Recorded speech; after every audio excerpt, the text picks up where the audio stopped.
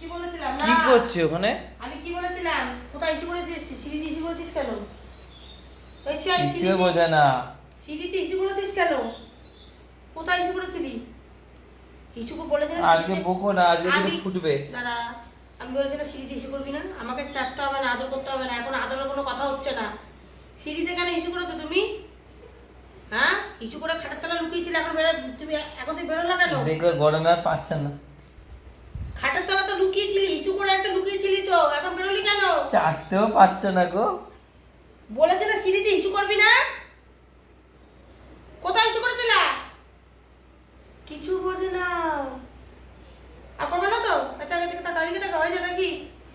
এদিকে তাই কোথায় মুখ ঢুকিয়ে দিচ্ছে? এটা কা হয়ে যায় বাবা? আর করবে না তো ইস্যু? আর করবে না বলে না। তোকে আমি কত আদর করি না? সিঁড়ির মধ্যে কি ইস্যু করে দিয়েছে, করে খাটের তলায় লুকিয়েছিল। কি বলবো, মানে জানে যে এই জিনিসটা অন্যায় করেছে, জানে। কেন মাথাটা বিগড়ে যায় আমার এই বাচ্চাটার, আমি বুঝে পাই না রে ভগবান। আর করবো না, কান ধরো কান ধরো কান ধরো, আর করবো না, এই দুই কান ধরতে হবে। আর করবো না মা, আর করবো না তো, যাও।